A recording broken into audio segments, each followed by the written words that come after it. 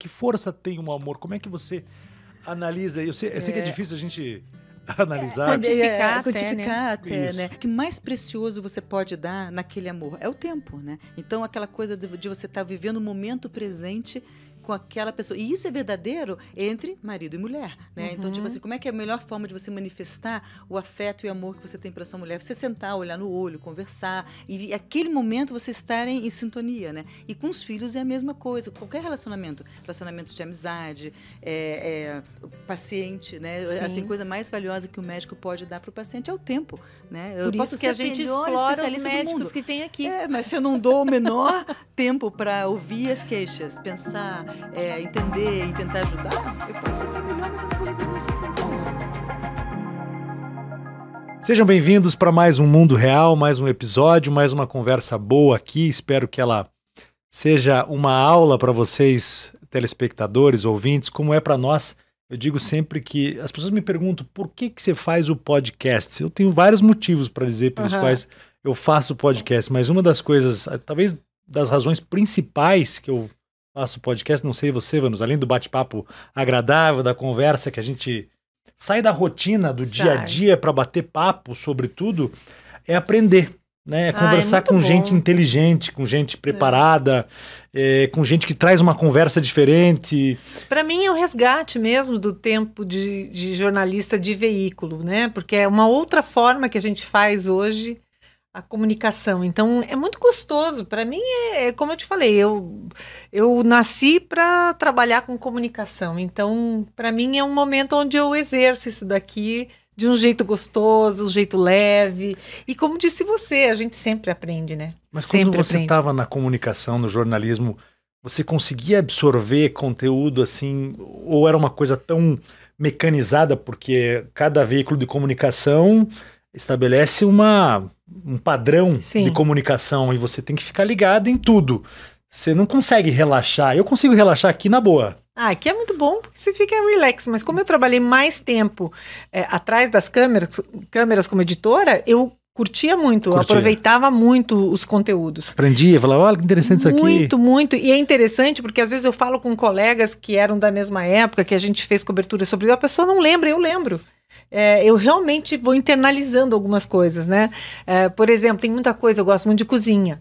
E muita coisa eu aprendi editando matéria sobre gastronomia, sobre saúde, sobre cultura. Então, é muito bom. Eu sempre digo, né? Jornalista é um generalista. E um pouquinho de cada coisa ele sabe dar um pitaco. Se especializa em vários assuntos. Nem se especializa, mas ele sabe, já ouviu falar, ele sabe conversar sobre aquilo. Então, facilita muito a vida da gente. Daí quando você vai num jantar, conhece um médico, dá para bater um papo, conhece um engenheiro, dá para bater um papo. Exatamente. Pergunta atualizada em relação a tudo. Hoje eu sou menos atualizada em relação ao momento e me dedico mais aos temas que eu gosto. Vamos falar da nossa convidada, então? Vamos. Mas eu não quero que você entre muito no currículo dela, porque ela falou uma coisa que eu achei muito legal. Você faz uma apresentação, uma introdução. Eu achei uma coisa muito legal, que os áudios que a nossa convidada passou para você, ela encaminhou para o nosso grupo de WhatsApp para a gente saber do currículo, qual a história aqui que a gente vai trazer. E uma das coisas legais que ela falou, assim, foi assim, eu estou num momento de reflexão sobre a minha vida. Ela veio direto de Harvard para o Brasil, está passando férias aqui, mora fora nos Estados Unidos. Talvez seja isso, né? Como brasileira, voltar para a terra de origem, fazer um momento de reflexão, uma retrospectiva. Né? Você tem isso às vezes? Às vezes tenho. Toda vez que alguém me pede meu currículo, por exemplo, eu penso assim, nossa, mas eu já fiz tanta coisa que não cabe aqui, eu vou ter que dar uma, né? E aí você começa a valorizar o que você já fez, isso é muito legal.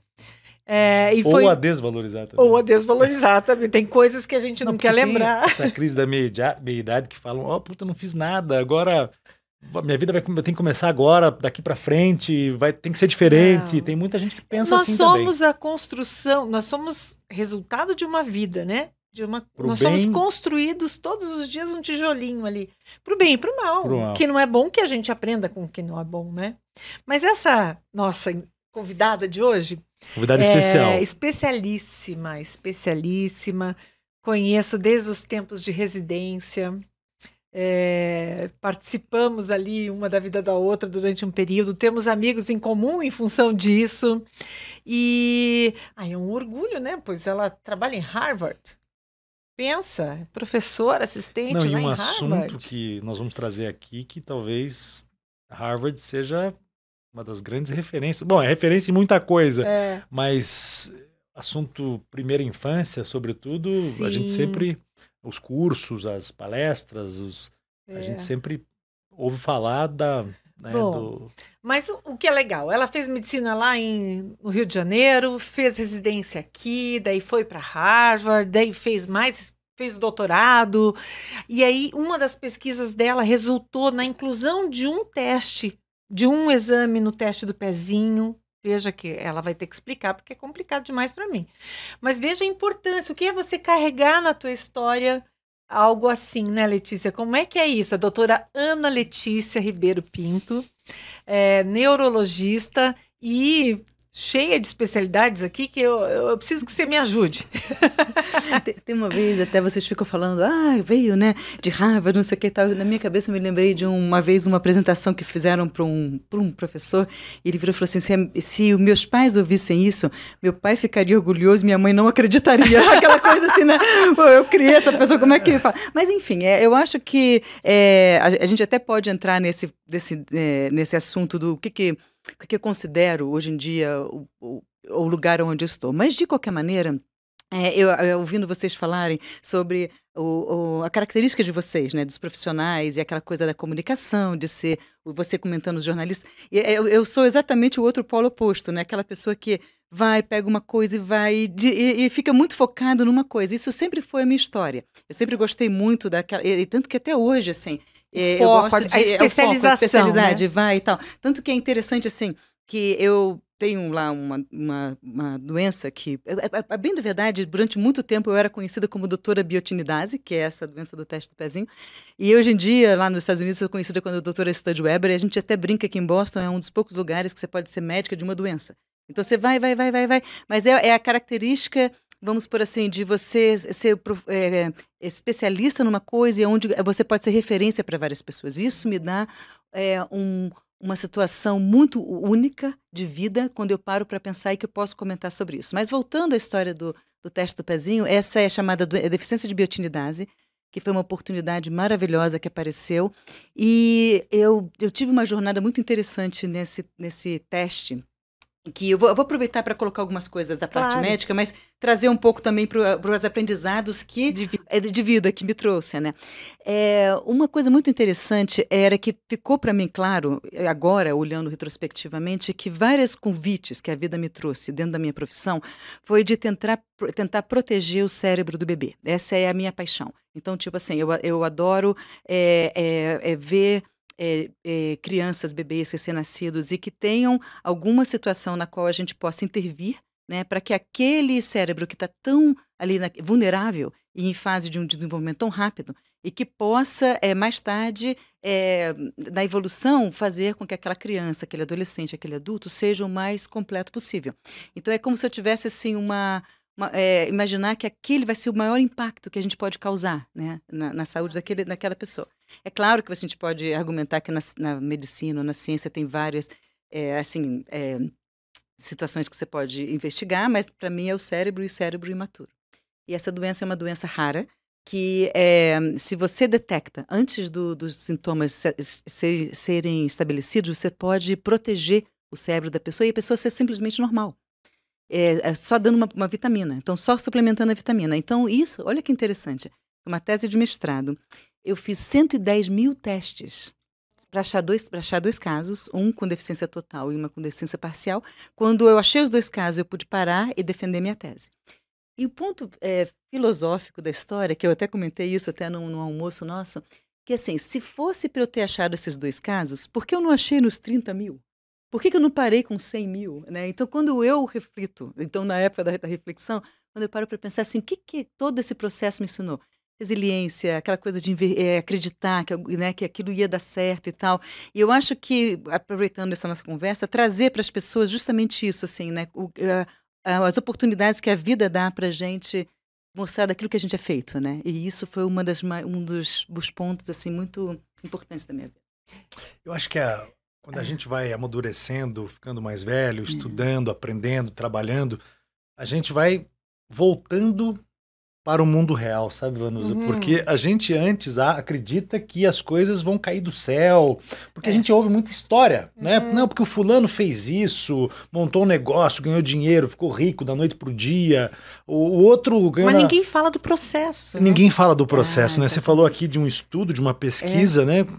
Porra, é enorme. Muito difícil de se realizar para conquistar um resultado. E acho que quando a gente vai ficando mais velho, a gente fala, não, peraí, não tem resultado e sucesso não tem sem... almoço grátis. Não tem realização sem esforço, sem dedicação, olha, sem comprometimento. Isso você deve ter histórias suas, eu tenho as minhas, e a Letícia tem uma muito legal, que já é desde sempre essa batalha, essa dedicação, esse processo, que é justamente o de ter o diploma de medicina, quando ela vinha de uma comunidade onde as pessoas deviam parar de estudar lá no ginasial na época, né? Nem seguia. Como é que foi lá? Quantas pessoas viviam nessa vila onde você morava? Não, eu te contei essa história, né? É só porque a vila era uma vila residencial dos funcionários da usina nuclear. Então eram escolas públicas, né? Que existiam ali. E, obviamente, quando a gente chegava no segundo grau, as pessoas saíam e aí teriam que sair da vila para estudar fora. Tanto que eu fui para o Rio de Janeiro. O que eu comentei naquele áudio é que todo mundo que saía dali ia para as universidades particulares. Né? Então, a Gama Filho, até, inclusive, era a grande receptora ali de todos os... E eu, na verdade, fui a primeira que fui para a Federal. Foi para a Federal, que legal. Que também é uma conquista, né? Porque estudar em colégio público e a gente conseguir... Eu acho que vocês não vão cortar depois. A gente começa agora. Mas, olha, você quando... começou a estudar medicina, já se apaixonou pela pediatria. Isso. Como é que foi esse processo? No primeiro dia. Isso eu nunca vou me esquecer. Inclusive, eu estava sentada do lado da Cláudia, que você conheceu. Primeiro, a semana de aula, porque assim, tem aquela semana de boas-vindas aos estudantes e tal. Então, tem os palestrantes, né? Dois palestrantes me chamaram a atenção. Um deles foi esse neonatologista chamado Manuel de Carvalho, do Rio de Janeiro, que foi. Quando ele começou a contar da pesquisa que ele faz, que é uma coisa maravilhosa, inclusive o que ele mostrou ali foi, para nós, assim, contando o que era essa vida do pediatra, do neonatologista, ele mostrou uma pesquisa que mostrava que o recém-nascido já conhecia a fisionomia humana. E aí ele mostrando. E não preciso dizer que ali, quando acabou a palestra, tinha um monte de gente chorando e eu dizendo, é isso que eu vou fazer na minha vida. Então, eu já saí dali sabendo, eu vou fazer pediatria, eu sempre gostei de criança. Então, assim, já eu entrei na faculdade com a ideia de que eu queria ser pediatra e mais ainda ser neonatologista, e depois a coisa mudou um pouco. Agora, essa possibilidade de você transformar a vida do cidadão, do ser humano, a partir do momento em que ele nasce, o que a gente trata muito disso aqui, né, com especialistas, né, Vanusa, que é a prevenção. Isso. Isso. E você cuidar de um bebê, se fala muito nisso, agora é muito difícil de se implementar também um programa, por exemplo, uma política pública de governo. Você veja o caso do Brasil e outros países muito pobres no mundo, a mãe não tem comida em casa. Como é que você vai pensar em outras coisas mais avançadas? Ou seja, a gente precisa voltar um pouco até para dar o básico para aquela mãe, para daí... Até em relação ao teste do pezinho, né? Ele tem condições de fazer muitos outros testes além dos que são feitos, né? Sim. Então... É que existem aqueles obrigatórios por lei, né? E outros que nem foram incluídos. E tanto que o da biotinidase, quando acabou a tese de mestrado, foi incorporada. Então ficou, era a fenilcetonúria, o hipotireoidismo congênito e a deficiência de biotinidase no Paraná. Então, desde 1995... o Paraná faz esse teste obrigatório do Estado. Antes do federal. Antes do federal. E aí foi uma briga muito grande, porque, na verdade, o que aconteceu depois disso é que depois eu tive a minha própria trajetória, e aí as pessoas que ficaram depois, e aí principalmente duas mães de crianças que tiveram diagnóstico, uma em Minas Gerais e a outra em São Paulo, e os filhos foram diagnosticados porque existia já o teste, e elas entraram no teste particular, onde as crianças foram detectadas. E quando elas foram as principais vamos dizer assim... Que levantaram a bandeira. Que levantaram a bandeira para conseguir que o teste ficasse obrigatório, porque é muito barato. Tanto que na minha tese de mestrado ficou provado que o risco e benefício era muito maior. O teste era centavos perto daquilo que você podia. Só que era uma doença rara, e as doenças raras é que são... Sim, mais Agora, difícil. qualquer pai e mãe, a partir do momento em que... No meu caso, eu sou pai de 4 filhos. Quando a gente começa a pensar em ter um filho, a gente começa já a estudar. Minha mulher também gosta de pesquisar. E daí vem aquelas dicas, conselhos, orientações do que fazer com o bebê depois que ele nasce, alimentação, como segurar no colo, não deixar na frente da televisão, tentar ler para a criança, porque a orientação, a recomendação é de que é o momento em que eles abrem esses canais de comunicação, o desenvolvimento cognitivo. Perfeito. O que mais que a gente pode orientar, recomendar para pais? Mas isso é uma coisa fantástica, porque quando você fala sobre tudo isso, o elemento mais importante é o afeto. Então, na verdade, assim, quando você lê para o seu filho, a leitura é o de menos, é só você estar ali junto, né? Tanto que eu tinha um colega que era exatamente a especialidade dele era comunicação linguagem infantil, e ele dizia assim, que ele era muito contra todos esses programas que tinham para desenvolver o cérebro da criança, porque a coisa mais efetiva é o afeto. Então, assim, você estando ali junto, você pode fazer o que for. Você pode só estar ali junto ouvindo uma música, você pode estar ali junto assistindo um filme, assistindo uma televisão. Não interessa. É a interação do momento presente, né? Então, não tem... E é uma coisa muito interessante do cérebro do bebê do ponto de vista da neuroplasticidade, né? Então,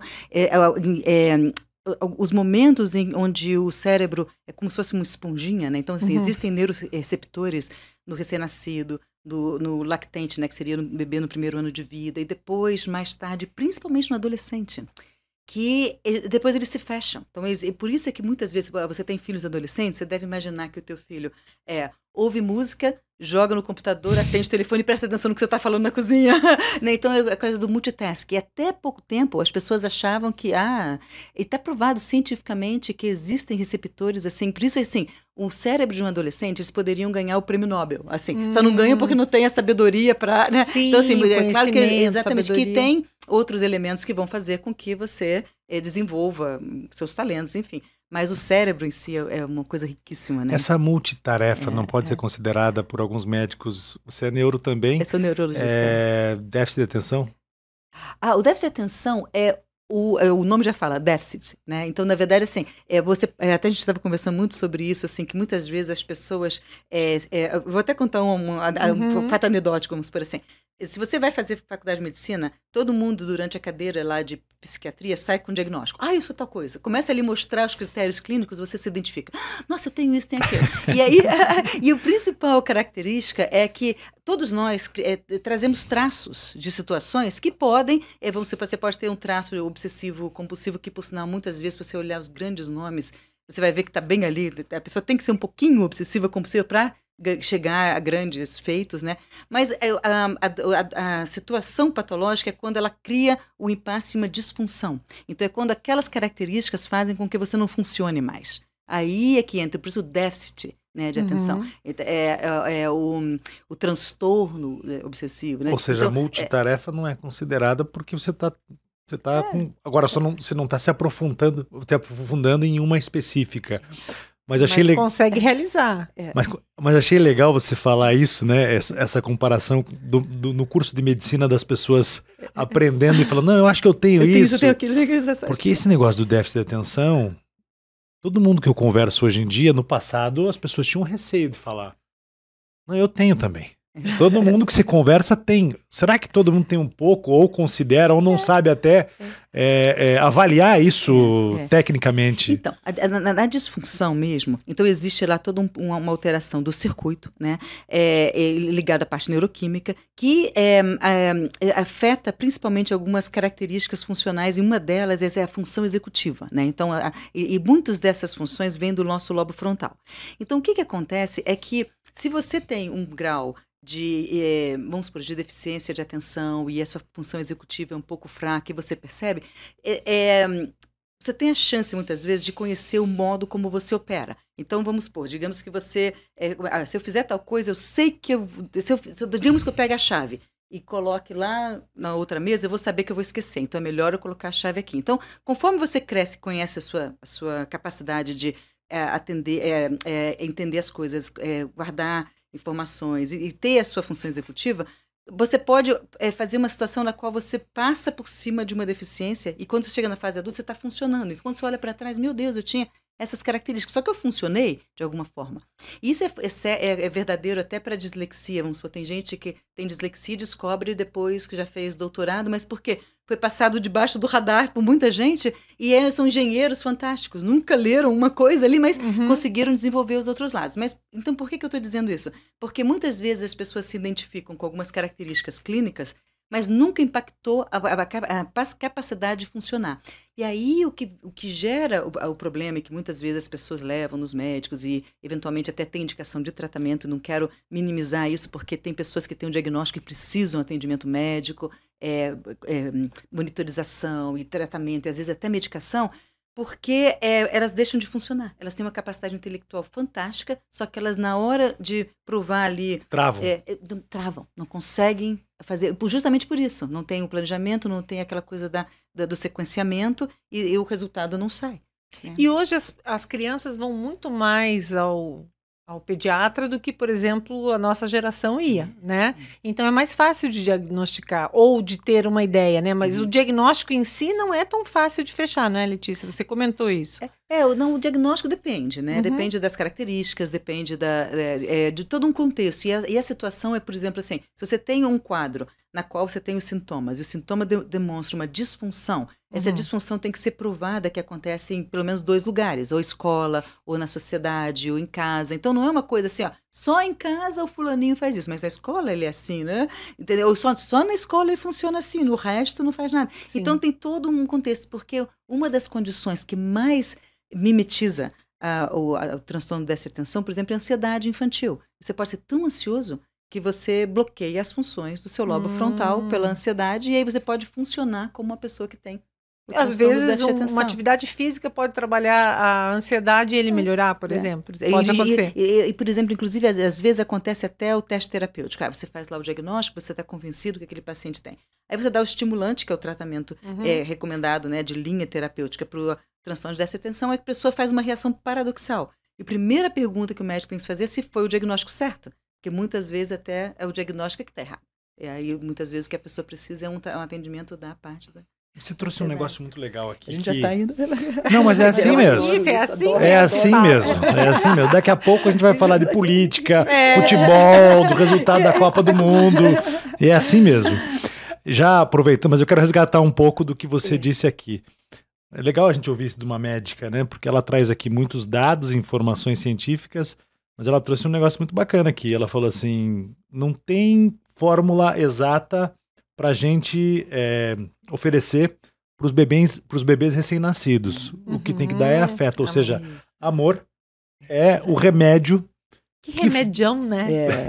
Exatamente. É isso que eu queria saber. Que força, do ponto de vista assim, fisiológico, científico, psicológico, para a saúde do bebê, que força tem um amor? Como é que você analisa? Eu sei que é difícil a gente analisar. Quantificar até, né? E eu acho assim, até que passa pela coisa o que mais precioso você pode dar naquele amor é o tempo, né? Então aquela coisa de você estar vivendo o momento presente com aquela pessoa. E isso é verdadeiro entre marido e mulher, né? Então, tipo assim, como é que é a melhor forma de você manifestar o afeto e o amor que você tem pela sua mulher? Você sentar, olhar no olho, conversar, e aquele momento você estarem em sintonia, né? E com os filhos é a mesma coisa. Qualquer relacionamento de amizade, paciente, né? Sim. Assim, coisa mais valiosa que o médico pode dar para o paciente é o tempo. Né? Por isso que a gente explora os médicos que vêm aqui. Mas se eu não dou o menor tempo para ouvir as queixas, pensar, entender e tentar ajudar, eu posso ser melhor, mas eu não vou resolver o seu problema. E hoje em dia é tão difícil isso.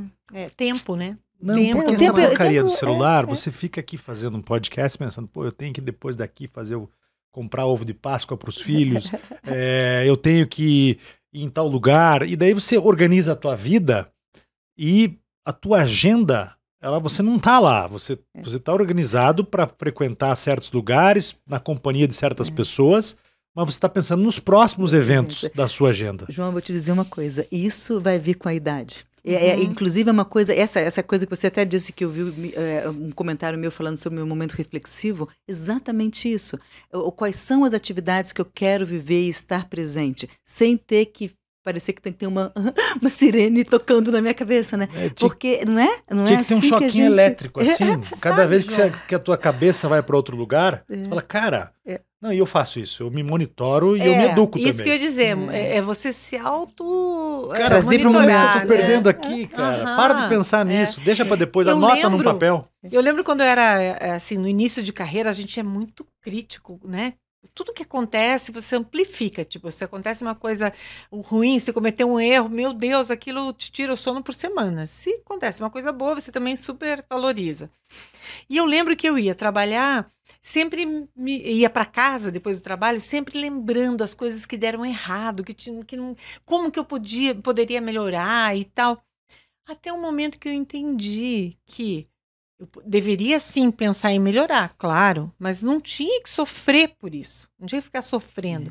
Então eu passei a ir para casa e desligar o botão. Esse é o famoso liga o foda-se. Eu desligava o botão do trabalho. Para sua saúde, liga o foda-se. Continuava estudando, continuava me interessando, mas eu entendi que não adiantava eu carregar o problema de lá para outro ambiente. Sim. E assim aqui, por exemplo, né? Eu venho para cá, eu me entrego toda, eu esqueço tudo que aconteceu no meu dia. Né? Se eu tenho um compromisso, claro, você fica preocupado com o horário, se é posterior, mas assim, realmente é aquilo do aqui e agora, entendeu? Porque é o jeito mais gostoso de você viver e de você curtir esses momentos. Porque você se prepara para o momento. Você fala, olha, eu vou gravar um podcast, uma pessoa importante que está lá, que nós vamos entrevistar, conversar, eu vou desligar meu telefone ou não vou atender. Você se prepara para aquele momento. Agora, a gente deixa de se preparar para o momento em que a gente vai jantar fora, né? Com a companheira, com um amigo, com os filhos. Então, a gente tem que, né, planejar melhor isso, talvez. Em vez de se monitorar e se educar no momento em que a tua cabeça está indo longe antes, e você está levando teus filhos na escola, eu vou levar os meus filhos na escola e eu vou curtir esse negócio. Vai ser legal pra caramba, vou contar uma história para eles. Eu vou chamar a atenção deles para um assunto específico. Então talvez seja de colocar realmente na agenda, né, essa preparação para momentos especiais. Né? Não tem como não fugir de compromissos e aquilo que não está previsto, né? Acidente de percurso, né? A gente saber de uma informação de última hora. O que eu acho é que hoje a gente está exposto, o nosso cérebro está exposto a um excesso de estímulos, né? Um grande número, não um excesso, mas aí também você vai ter que saber dosar. Mas você veja, você está caminhando, dirigindo ou caminhando na rua, de repente aparece antes era um outdoorzinho, né? Agora é um troço com luz, com um show, não sei o quê. Aí você tem o celular, o computador, não sei o tempo todo uma tela ali te fazendo o teu cérebro trabalhar muito rápido. Isso também pode levar ao estresse, por exemplo? Sim, o tal do famoso burnout, né? Que a gente tem conversado muito, principalmente depois da pandemia, principalmente no meio médico, assim, no meio do profissional de saúde, de uma forma geral, que foi muito, e sem dúvida nenhuma.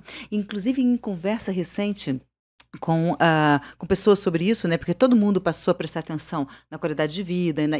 E para a maioria dos profissionais que você conversa da saúde, houve como se a gente fosse uma avalanche, assim, pós-pandemia. Tá todo mundo trabalhando muito mais fatigado, muito mais.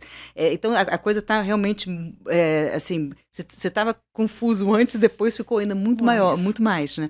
E até uma das coisas que se fala é buscar atividades na qual você vive o momento presente e de preferência artística. Assim, então, para nós... e até tem uma coisa interessante. Hoje em dia, nos Estados Unidos, é pré-requisito para entrar na faculdade de medicina você ter alguma cadeira do college, que lá eles fazem o college antes da faculdade de medicina. É o pre-med, né? É o pre-med, exatamente. Que inclua artes. E por que isso? Para você aprender a pensar diferente, pensar... Teve um médico que veio aqui e falou, olha, se o médico não gostar de arte, ele vai ser um péssimo cirurgião. Exatamente. E ele não vai ter tanto esse conhecimento humano, essa coisa toda e tal.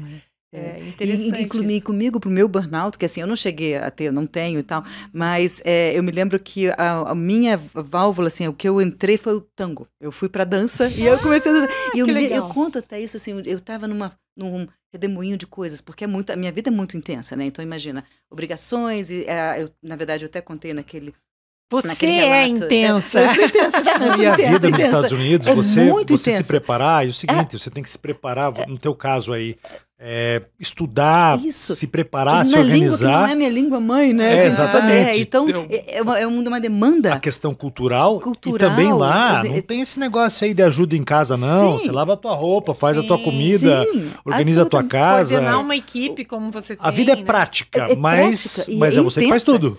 Não tem esse negócio. Sábado é dia de cuidar da casa, arrumar as coisas e tal. E se você mora num prédio, é o melhor dia para usar o laundry, porque assim, os estudantes estão todos na rua, então ninguém está usando a máquina aí. Eu adorava lavar roupa, juro por Deus. Separar por cor. Eu tô ensinando meu filho agora, que tá indo pra lá. Isso, eu tô ensinando, olha, cara, você vai ter que aprender a lavar roupa, então separa por cor, branco com branco, colorido com colorido. Já aproveita ler um livro. Daí pega a roupa quentinha a hora que sair da máquina de secar. Estica, você não precisa passar. Não, inclusive, isso até eu faço, mãozinha, vai na mãozinha. ou você coloca naquela cama box também, né? Que embaixo você coloca entre um colchão e a cama box, você acorda com ela passadinha também. Essa aí eu não conhecia. Mas várias técnicas. Mas você estava falando que com a vida corrida... Isso, a corrida. Então eu me lembro, o dia que o tango entrou na minha vida foi exatamente isso. Houve um convite para ir conhecer uma aula de tango. E naquele dia especial, eu estava muito, assim, carregada de coisas. Obviamente, eu lido com crianças com condições neurológicas mais graves. Então, assim, acaba que é um dia pesado. É um dia que você tem ali e tomar decisões e pensar, enfim. Então, eu estava cheio, acumulando aquele problema e fui para o tango. E aí, quando acabou aquela 1 hora de uma dança que eu nunca tinha participado antes, que eu nunca tinha feito aquela atividade antes, quando acabou, eu falei, puxa, do que era mesmo que eu estava preocupada? Falei, puxa, eu tenho que me lembrar, porque agora eu tenho que voltar a ficar... Aí, obviamente, eu percebi, tenho que religar. Eu percebi o quanto aquilo me fez sair daquilo e até me fazer voltar de forma mais assim, então agora eu vou voltar com clareza, vamos ver o que precisa ser feito. Mas hoje as empresas, elas trabalham em ambientes completamente diferentes. Você tem lá a rede para o cara tirar uma soneca, você tem academia de ginástica, você tem uma sala de yoga. No hospital tem reiki, tem... E acontece isso que você falou. Você não tem como tomar uma decisão logo depois de você receber uma informação que te deixou irritada. Só que você precisa tomar uma decisão. Sim. E geralmente o melhor caminho é isso que você falou. Dançar tango, talvez. Dar uma desligada. Meditar. Vai pra academia, volta. Agora, nesse tom artístico... Sei que a Vanusa já tem uma pergunta engatilhada, mas eu queria trazer, para a gente não fugir um pouco desse assunto. Veio o yoga com tudo, né? Porque como é que você não vai desligar? Como é que você vai fazer? Você não vai desligar numa atividade que você tem que colocar o pé atrás do pescoço, né? Tem que se equilibrar para fazer a arte. E uma música, né? E foco, não tem como. O crescimento foi incrível durante esse processo, né? É uma atividade, assim, fantástica, como outras também, assim, mas a yoga, sem dúvida nenhuma. A yoga, ela é muito meditativa, né? Sim. A dança pode ser também, porque você fica tão focado, né? Sim. Porque dizem que... É tudo aquilo que te faz... trazer te coloca ali, agora, não tem como você estar com a cabeça longe, não. Agora, o que eu queria te perguntar, na verdade, é sobre esse cuidado com as crianças, né? Você comenta que você se preocupa também muito com as mães. Como é que isso? O que você quer dizer para elas? Como é que é esse trato, né? Então, eu percebi, fazendo um inventário da minha vida e das minhas escolhas, que a minha decisão de ir para a neuropediatria não foi nem por gostar de neurociência, que depois, obviamente, eu passei a gostar muito e querer aprender mais, mas foi quando eu tive o contato com os pacientes neurológicos e as mães dos pacientes neurológicos. Eu tive uma admiração muito grande por elas, muito, muito grande. Então, eu percebo assim, que o que me chamou, o que desencadeou ali a minha vocação, ou talvez até a minha vontade de seguir aquele caminho, foi a determinação, a resiliência e o investimento que aquelas mães tinham no paciente neurológico. É uma jornada muito intensa, né? E, obviamente, pacientes com situações neurológicas variam de da condição, varia do ponto de vista de severidade, né? Mas imagine você pegar uma pessoa que se dedica 24 horas se dando para uma pessoa que tem risco de vida, e muitas vezes o retorno é zero, porque muitas crianças com paralisia cerebral, que muitas vezes pode resultar em pouca visão, pouca audição, e tem uma vida de relação muito pequena. Então, até para demonstrar um afeto, ou até para ser grato àquela mãe, para todo aquele investimento, então ali eu percebi aquela coisa do amor incondicional. Eu estou dando aqui tudo que eu posso, e nem sempre eu vou ter de volta nem sequer um obrigado, nem sequer um abraço. Às vezes, a gente sabe que algumas crianças... Isso não diminui a dedicação. Não diminuiu, pelo menos assim, de muitas vezes que eu conheci. Então, aquilo me chamou muita atenção. E isso, para mim, foi uma... aí, a partir disso, eu passei a ter mais admiração. Tanto que eu já tinha esse conceito, mas passou a ser mais evidente, assim. Na minha prática médica, o que eu não quero é ser mais um obstáculo na vida dessas pessoas. Eu acho que, assim, isso faz com que também me faz voltar. Obviamente, se eu não durmo, se eu fico 3 dias sem dormir, trabalhando, vamos dizer, né? É claro que você chega numa situação que você tem que... pode acontecer de você estar com uma paciência curta, mas eu vou ter que sair, fazer uma tal coisa. E aquilo, você ter essa lembrança, você não pode ser mais um obstáculo, você está ali para desenvolver a sua função, e a pessoa é a pessoa que está ali depositando em você a confiança, ou esperando de você, pelo menos uma direção no que tomar. E eu acho que isso faz você resgatar. Aí supera cansaço, supera fome, supera tudo que é limitação humana, né? Você falou do burnout para adultos, né? Tantas informações que a Vanusa trouxe aqui.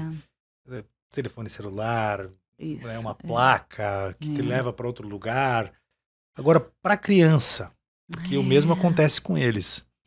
O que a gente deve evitar como pais de crianças pequenas? Eu vou te falar, não sei nem tanto, talvez observacional, assim, por perceber, porque tem uma situação na neuropediatria que me chamou muita atenção e que me ajudou a me monitorar como pai, como mãe, né?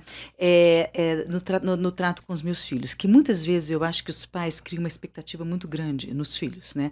A gente costuma ver doenças neurológicas, assim, sintomas de doenças neurológicas são chamadas sintomas conversivos, né? Então você desenvolve uma doença ou não uma doença, desculpa. Você desenvolve um sintoma que pode ser debilitante por uma questão totalmente psicológica. Então, e isso pode acontecer porque, por exemplo, até o distúrbio que agora eu vou falar o termo eating disorder, que eu não me lembro agora como é o... da alimentação, desequilíbrio alimentar. Como anorexia e tal. Como é que elas se instalam? Se instalam muitas vezes desse relacionamento pai e filho. E uma coisa que eu percebo é a questão da aceitação, a questão da expectativa, a questão de você tem que ser o melhor, você tem que fazer. Né? Se eu dou para você, então você tem que fazer de volta. Então, eu me lembro que uma coisa que... E quando eu via muitas crianças adoecerem, por conta dessa pressão, e eu moro numa região onde a gente até chama de mães helicópteros que ficam ali em cima, não sei o que, meu filho, não sei o que, né? E aquilo fica ali o tempo todo, e aquela coisa, eu pensava assim, falei, puxa, se a gente sentasse aqui e fosse falar de filhos, eu te diria assim, que a coisa que mais me orgulha nos meus filhos é que os dois têm muito bom coração. Era só o que eu queria que eles tivessem, bom caráter, bom coração. Eu consigo perceber que os dois têm isso. Se eles tiram A, B, C, eu nunca me esqueci da minha filha, que era meio perfeccionista por ela. Eu nunca puxei. Eu me lembro dela vindo uma vez chorando, mãe, eu tirei B na prova. Eu falei, que bacana, aí celebramos, não sei o que. E ela, eu falei, não, B é ótimo. E então, tipo assim, eu falei assim, não, isso aí, pelo amor de Deus, não entra nessa, né? Não precisa ser assim. Então, eu percebo, assim, que é claro que tem muitas vezes que as crianças se colocam, nesse caso foi clássico, assim, eu nunca tive essa expectativa nela e ela já tinha isso nela mesma. Como eu tinha, eu percebo isso, eu como criança, eu era assim também. E também observa você fazendo o seu trabalho e ela percebe. Isso também. Às vezes a gente bota pressão sem botar pressão. Sem falar, sem expressar.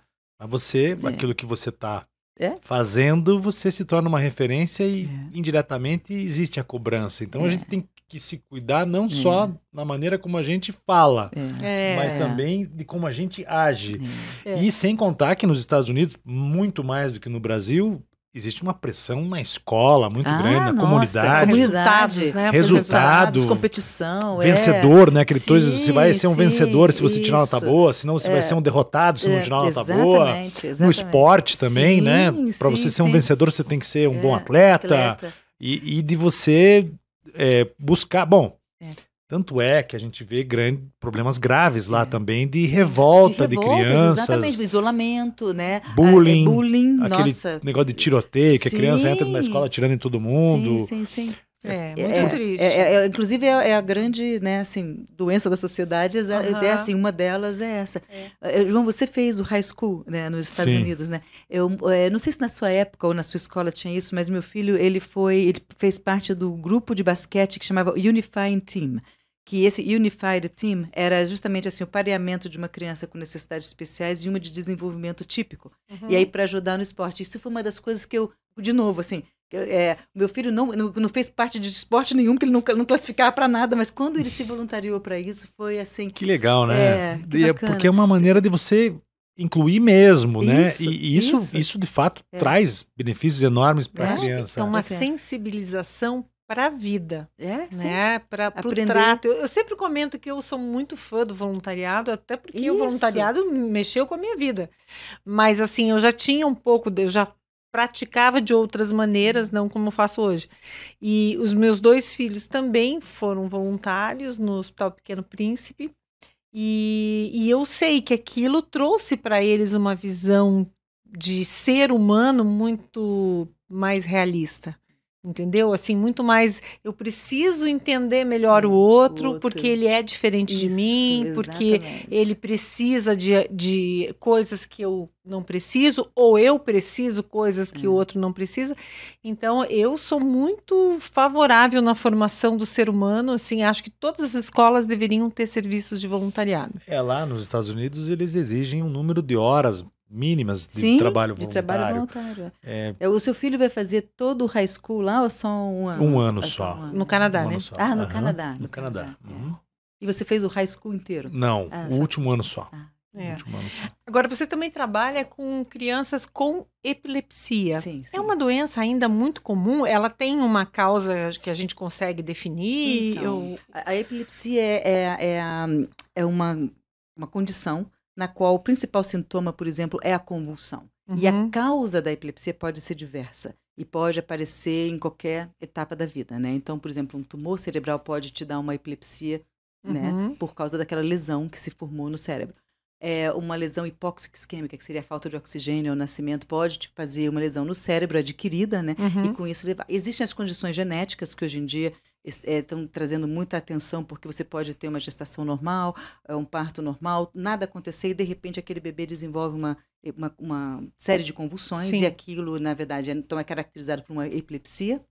E aí essa epilepsia, ela é de caráter genético e aí tem várias características. O grande número de epilepsias acontece durante a infância justamente pela característica do cérebro de ser tão aberto, então assim, é mais propenso às disfunções. Então, tipo assim, existem mais de 21 síndromes epilépticas durante a infância. Da mesma forma que está aberto para aprender, está aberto para receber coisas negativas também. E entra a parte do vício. Vício. Então, o adolescente, por exemplo, o adolescente que é exposto a substâncias não... vamos por assim... Drogas, vamos usar os termos droga. Numa fase onde o cérebro está aquela esponja, aumenta a chance de ser viciado do que aqueles receptores já fecharam. Tanto é que se você olhar, assim, por exemplo, o alcoolismo, pode, dependendo da época que o cérebro foi exposto ao álcool, mas como é que o cérebro, chance, né? Mas o cérebro desse bebê, vamos dizer, dessa criança... Bebê é outra coisa, não é bebê. Não, da criança já. Adolescente. Criança e adolescente. Mas a criança também tem esse esponjinho. E aí, exatamente. Por isso que a criança é a única pessoa que pode ter convulsão por febre. Né? Ou depois que você amadurece alguns circuitos cerebrais, você não tem mais convulsão por febre. Mas volte um pouco aqui, então. Então volta lá. O adolescente, com que idade... Se ele tiver uma exposição, contato com álcool, cigarro, ele tem uma tendência a se viciar. Quanto mais precoce. Então, vamos por assim, a idade... Quanto mais precoce. 10, 11 anos, é pior. 12 anos. Meu Deus, 12 anos, o cérebro está ali, ó, assim, acendendo, né? Inclusive, se você pensar assim, na capacidade de aprendizado que eles têm, tanto que quando se você olhar calendário escolar da escola média e tal, quando começa a entrar, a quantidade de coisa que você põe para eles aprenderem, a velocidade com que eles aprendem. Então, aquele cérebro está ali, né, apto para tudo, para coisa boa e para coisa ruim. Pra coisa ruim. Mas é muito legal essa essa conversa, né? Porque é uma conversa que a gente tem que ter com os nossos filhos. Sim. Porque existe fundamento por trás de uma lei, né? Da legislação que não permite o jovem menor de 18 anos a fumar, a beber. Isso. E João, eu acho assim, tudo bem, muitas das leis, se você olhar historicamente, inclusive do álcool, não pode. Não pode, mas assim, até nem tinha a ver com conhecimento de ciências, tinha mais a ver com a lei, que eles queriam regular, e muitas das pessoas que, até se não me engano, nos Estados Unidos tinha uma época que eles iam muito cedo para a guerra, ou sei lá, qualquer coisa que fosse do exército, então eles queriam regular o uso de álcool. Então tem muita coisa que historicamente não é necessariamente baseado na formação cerebral, mas acabou servindo como... Funciona.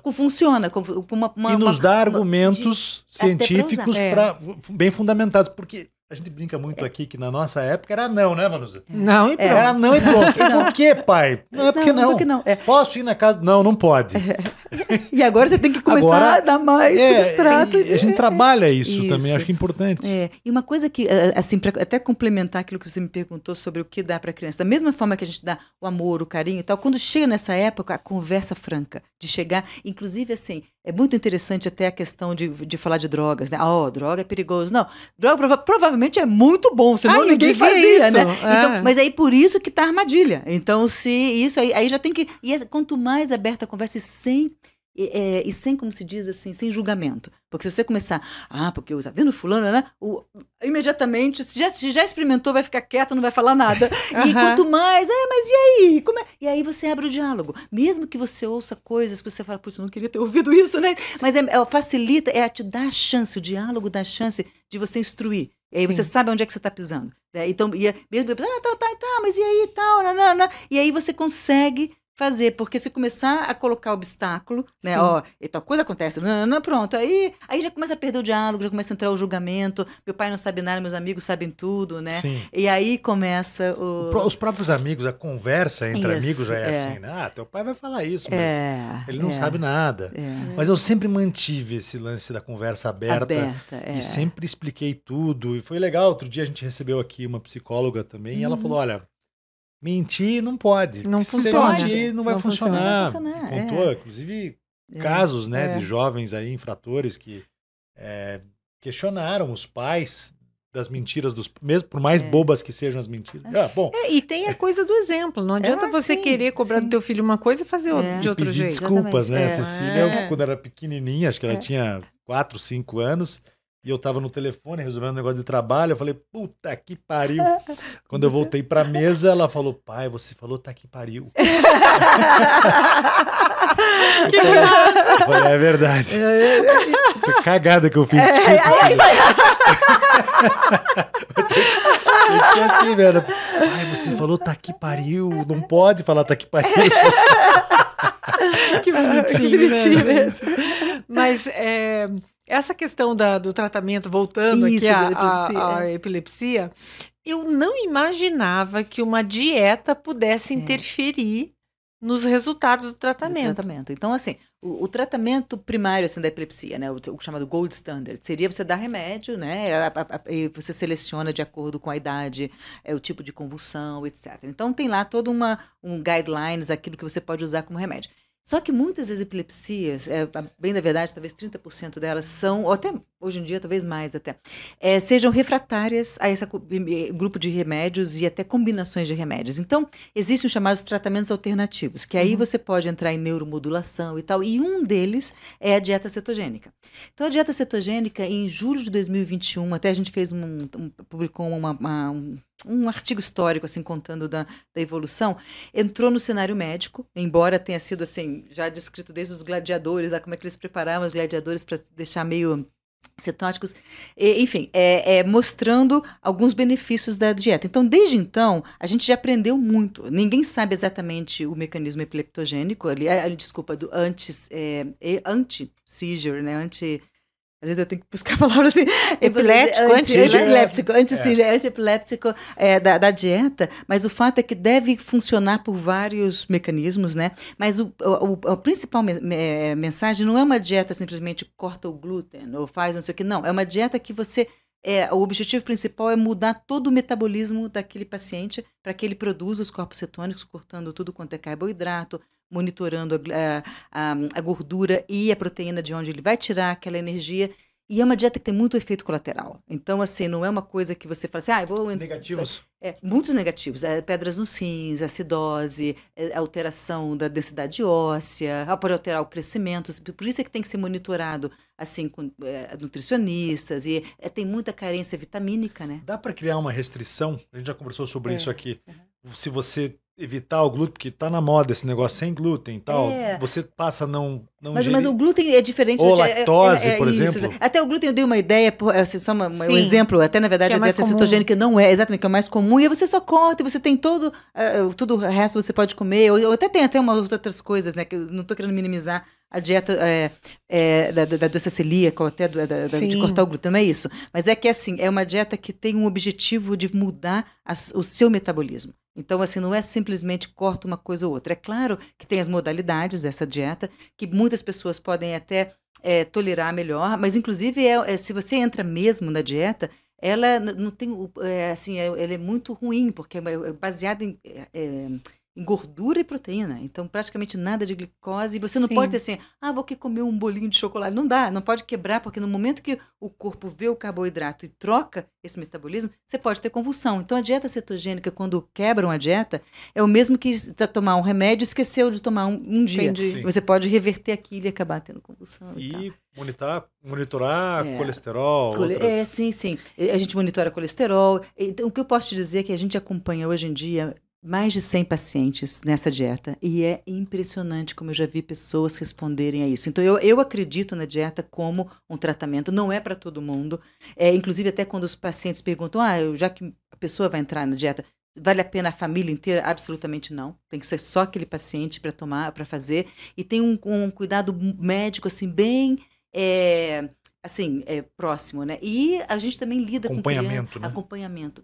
E a gente lida muito com crianças que têm doenças neurológicas mais graves, inclusive aquelas que não podem comer pela boca e acabam comendo pelo tubo. Sim. E que acabam sendo, assim, os candidatos mais ideais para isso, porque você sabe exatamente aquilo que você está colocando. Você vai colocar. Então, você não tem que, vamos supor assim, pensar naquilo, se está gostando, se não está, se vai rejeitar, se não vai, porque tudo que é alimento vai ali pelo tubo. E essas são as que mais respondem, porque você consegue controlar medicamente, você faz toda a troca metabólica desejada, né? Agora, que difícil, né? Para uma criança você ter esse tipo... É enteral que chama de alimentação?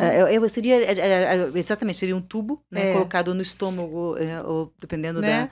Imagina, a criança tem as mãos livres, quer dizer, pode colocar alguma coisa e se alimentar.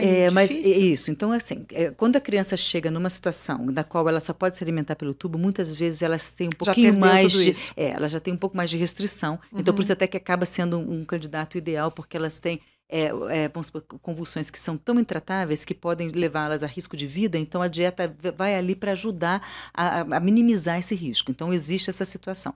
Quando a criança está na dieta e como você diz assim, livre, é um risco. Então, por isso que muitas vezes a família tem que monitorar, porque vai numa festa de aniversário, tem os irmãos, né? Imagina na sua casa, se um entra, todos os irmãos trazendo bala, trazendo doce, ou vindo com Halloween, não sei o quê. Então, existe toda uma situação social.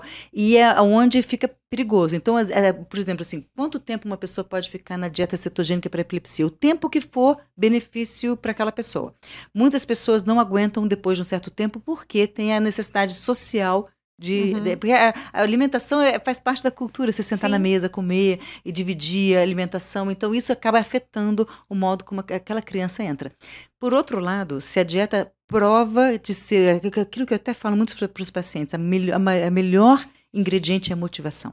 Se eles veem o resultado no controle das convulsões, em ter uma dieta, eles eu tenho crianças que falam, my brain diet, né? Eles assumem que aquilo é pro bem deles e eles seguem lindamente. Não vou passar mal. Vou comer porque eu não quero passar mal. Exatamente, porque qual é a principal característica da epilepsia? Você ter um mal súbito da qual você não controla. É a perda do controle. Você pode ter uma convulsão. Eu me lembro até que tinha uma paciente nossa que dizia assim que ela até, o comentário dela, ela dizia assim, até não ligo tanto de ter a convulsão, o problema é que eu fico com vergonha de fazer o xixi na calça, então ela sempre se importava de esvaziar a bexiga, o pavor dela era ficar com a bexiga um pouco cheia, vai que ela tem uma convulsão. Então isso impacta a vida das pessoas de uma forma que, enfim, Sem contar outras comorbidades da epilepsia, né? Eu conheci um garoto que com menos de 12 anos começou a ter convulsões. Não parece. Primeiro tentaram tratar como algo localizado e depois viram que precisava de tratamento contínuo. Isso é comum? Sim, é comum para essa pergunta num epileptologista, é meu dia a dia, né? Mas assim, é que na verdade é dentro da raridade, mas ainda é uma doença prevalente, existe uma incidência grande na população. Não, eu digo assim, se manifestar nessa faixa de idade. Sim. É menos comum se manifestar na faixa etária adulta, onde você já tem, a não ser que seja por alguma coisa adquirida, né? Como eu falei, um tumor, uma coisa assim, ou um AVC, alguma coisa nesse sentido. Pode ainda ter algumas epilepsias que apareçam mais tarde, mas é mais raro. A criança é muito mais comum. E existem situações na qual a pessoa pode ter uma convulsão única, que nem classifica como epilepsia. A convulsão febril não é epilepsia. Sim. Então, crianças... E é um pânico para os pais, né? Porque você vê... É assustador. Então, eu me sinto, assim...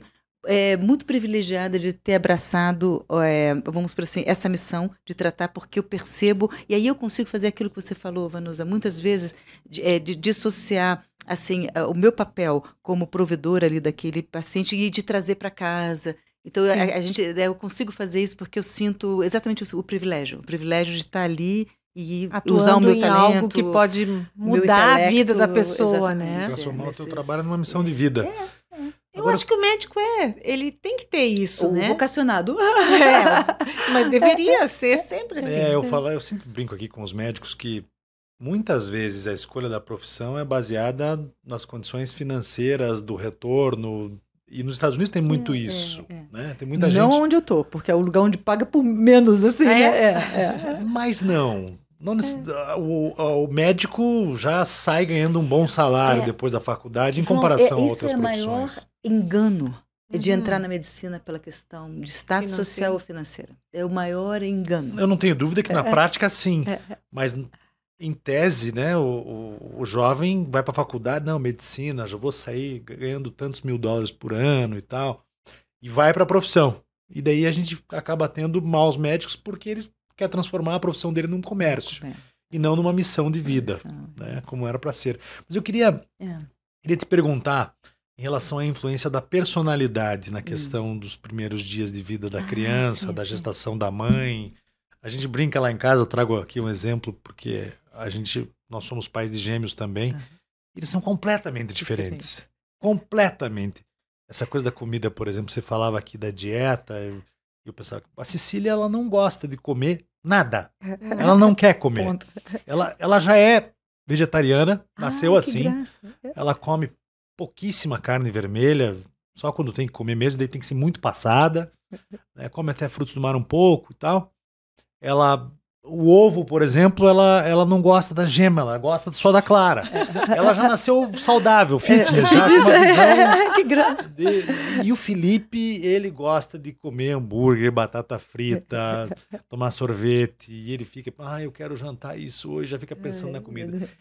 E quando eles amamentavam, já era assim. A Paola, minha mulher, ela fala isso. O Felipe...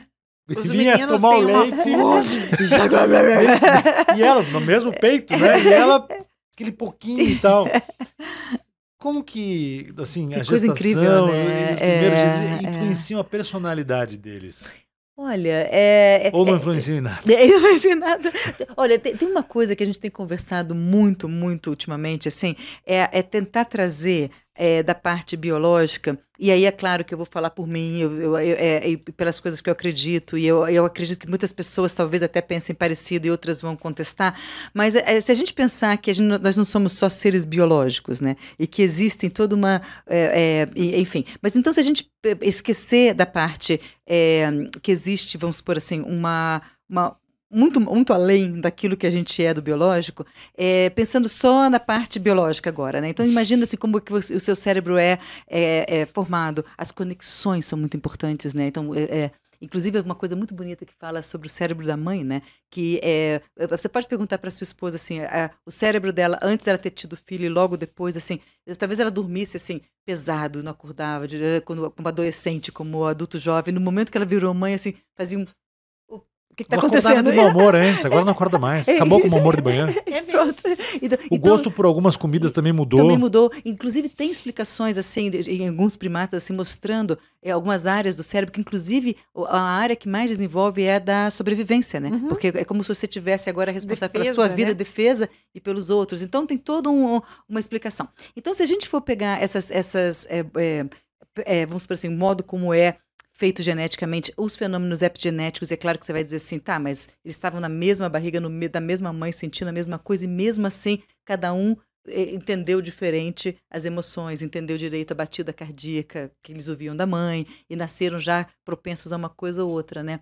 Eu acho um assunto fascinante. Eu não sei se eu vou conseguir te responder isso não, João. Não, nós estamos trocando ideias aqui. Exatamente, trocando ideias, né? Mas do modo... E é claro, assim, você tem 4, você vê 4 indivíduos na sua família, na sua casa, né? Eu vejo dois indivíduos, inclusive, às vezes, o mesmo... Outra coisa muito interessante, às vezes, o mesmo fenômeno, as pessoas respondendo diferente a ele. Então, digamos que acontecesse um evento e que houve, sei lá, vocês convidaram um Papai Noel. Aquele Papai Noel pode ter representado a visão de, vamos supor assim, para o outro mais assim, enfim, você coloca uma coisa e cada fica com medo, né? O outro quer sentar no colinho. Outro quer sentar no colo, exatamente.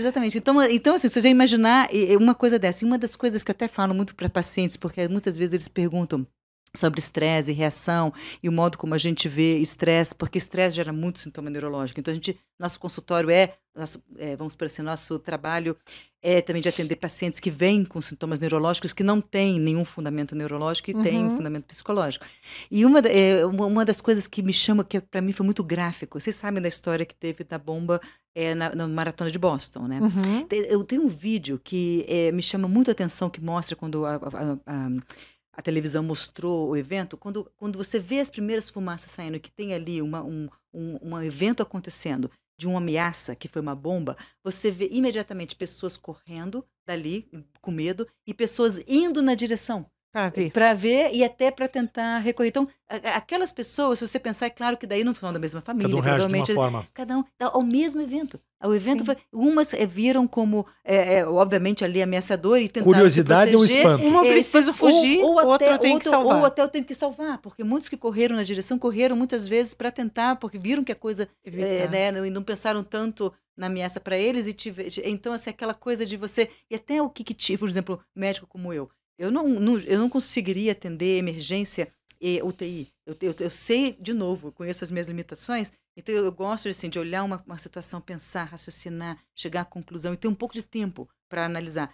Então, digamos assim, olha, fulano tem uma coisa, não sei o que, tem que correr atender. Então, aqui tem médicos que, quando você vê, já estão fazendo tudo, enquanto o outro está pensando, peraí, como é que eu tenho que fazer mesmo, né? E você vê as diferenças, e são diferenças muito bem-vindas, né? Porque você precisa de tudo isso, você precisa... Um complementa o outro. Das Cecílias e do Filipes. E aí, assim, acaba que cada um vai numa...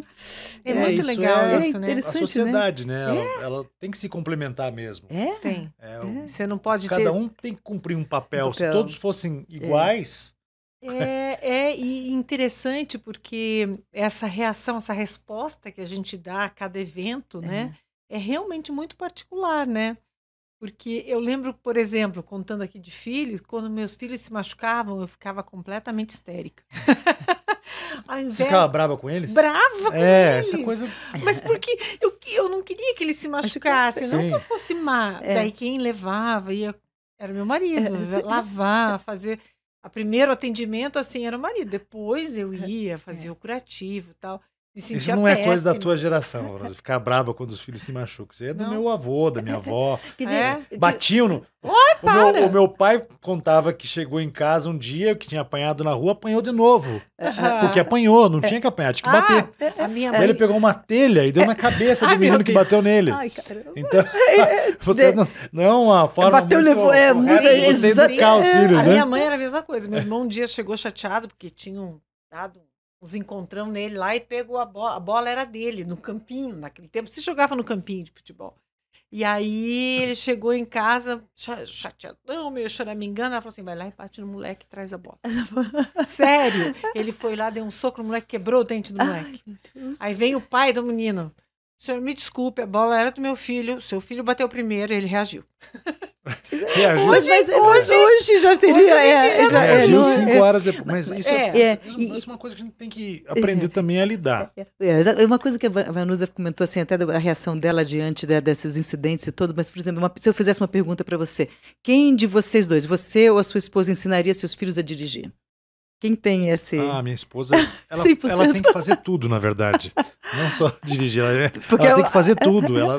Na hora que se machuca, porque ela tem muito jeito. E eu aprendo muito com ela. Eu melhorei muito. Eu teria uma reação como a da Vanusa, por exemplo, em relação ao machucado. Porque você fica brabo, porra. Por que você foi se meter lá, cara? Pra se machucar? Você não pode se machucar. E ela já tem É porque eu venho de uma educação. Meu pai era muito brabo, né? Mas como orientar? Vamos conversar um pouquinho aqui, chegando no final aí do nosso podcast. Como orientar um filho que apanhou na escola a se defender? Você recomenda ele a se defender ou não? Porque a escola, ela ensina a criança a não se defender, a não reagir. Uhum. Se levou um soco, né, tem que ir lá falar pro professor. Uhum. Né, e fica eu por vou isso contar mesmo. da minha experiência, tá? Então, assim... Não pode não ser a mais correta. Não, eu era aquela não bate, não entra em briga. Começou a Não, todos nós somos assim. Começou lá a ter uma agressão, se afasta, chama... Isso quando eles eram pequenininhos. Chama o professor, né? A professora e tal. Aí, o Pedro chegou em casa 3 dias seguidos mordido, pequenininho. Mordido, porque o menininho estava passando uma situação em casa, que nasceu a irmãzinha, e ele estava muito... E ele começou a morder, e ele e o Pedro estavam sempre juntos. Quem levava as mordidas era o Pedro. Aí um dia chegou no rosto, meu marido, né? Os homens são um pouco mais... Falou assim, olha aqui, se ele chegar perto de você amanhã, você dá um soco, você fecha a mãozinha e dá na cara dele. E ele fez. E aí chamaram a gente lá. Aí o que aconteceu? Meu pai mandou dar um soco nele. Chamaram a gente lá. Eu falei, eu não vou. Quem vai é você passar vergonha, porque eu não ensino isso. Bom, aí chegou o pai do menino e o Nildo. O Nildo já foi todo preparado. Brigar com o pai do menino, achando que o pai do menino tinha brigado, reclamado e tal. Aí o cara chegou, pô, cara, desculpa, mas ele tá assim, por causa da irmãzinha, e tá super agressivo.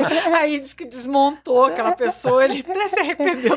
É que, na verdade, se você parar para pensar, esse pai fez exatamente aquilo que normalmente o pai do agressor, os pais do agressor, sofrem muito mais. Imagina você ser chamado porque seu filho infligiu sei lá, uma dor em alguém, né, em qualquer situação, em qualquer capacidade. Então, eu me lembro assim que das minhas orientações, até por exemplo, meu filho sofreu bullying, e eu me lembro que na época que ele vinha me contar, eu perguntava para ele assim, como que você quer que eu aja? Como que você quer que eu faça? E eu perguntava para ele, e ele me dizia, porque ele já tinha o quê? 12 anos, ele dizia o que era que estava acontecendo. Uma menina que por sinal estava passando por muitos problemas. Ele disse, mãe, a gente conhece ela, a gente sabe. E eu falei assim, o que você quer que eu faça? Porque eu também não queria passar por cima dele. Chegar e lá, não sei o que, faz isso, não, então tá. E aí, muitas vezes, você pergunta, e dependendo da idade da criança, claro que um pré-escolar ali que morde é menorzinho, né? Mas na idade, por exemplo, mais velho, você está passando por uma situação, você fala assim, então tá, como é que você se sente mais à vontade reagindo?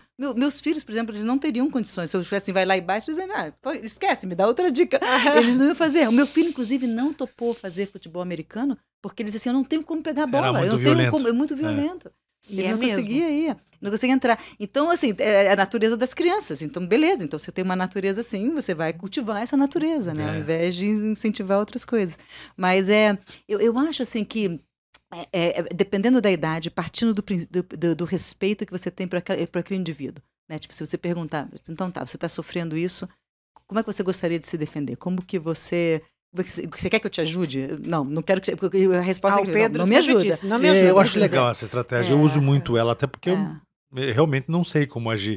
Eles vêm com coisas que aconteceram com eles na escola e eu me pego desprevenidos. Por isso que eu falo, a Paola sempre tem uma resposta, sempre tem um jeito, e ela vai indo, vai pensando. João, até porque eu sei que a gente está avançando na hora, mas deixa eu contar uma história que aconteceu comigo, com a minha filha. Eu dirigi no carro, ela atrás, né? E a gente conversando na volta da escola, e ela estava no jardim. E ela me contando dessa amiga Duda, que não queria ser amiga dela, porque só queria brincar com o primo Gabriel. E aí, obviamente, você está ouvindo e dirigindo, né? Aquela coisa do momento presente, né? Qual foi a minha reação imediata? Nossa, mas essa Duda é chata, né? Imediatamente. Ela disse, não, mãe, ela não é chata, ela só não quer ser minha amiga. E aí que eu me toquei, né? Que a minha reação foi tão imediata. Como é que alguém não quer ser sua amiga, né?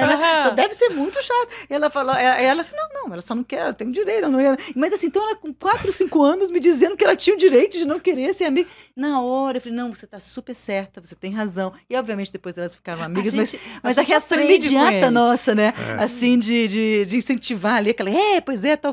Não, tá certo. E a gente tem esse lance da proteção também, né? Como não quer ser amigo da minha filha? Como que não quer ser amigo, né? Já quer dar uma cotovelada na criança, já, né? Beliscão. Daquela criança que não quer ser amiga da minha filha, do meu filho. E do meu filho. Olha, aqui vira e mexe, o assunto vira para os filhos. Claro, mas é o meu favorito também. Então é melhor a gente encerrar, né? É muito São bom. muitas as histórias. Vamos encerrar por outros motivos, a conversa se estendeu, mas foi ótima e muito legal. Obrigado por ter vindo aqui. Claro, Imagine, direto de Harvard. Não, obrigado.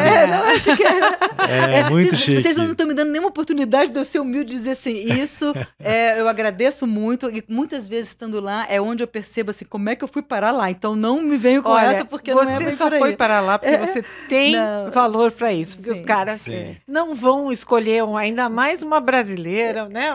O pessoal do sul-americano. Não, tem que ter Mas eu vejo valor. isso como um tremendo privilégio e um lugar maravilhoso onde eu posso servir. Aproveite a oportunidade, estude bastante, isso, exatamente. Faça muitos estudos e pesquisas e traga soluções, né? Não só para nós, mas para o mundo. Muito obrigado pela presença aqui. Muito obrigada, um prazer conhecer você. Conhecer você, João, muito prazer estar aqui contigo. Um prazer estar aqui com ela, com você, João, e com todos vocês aí. Até a próxima.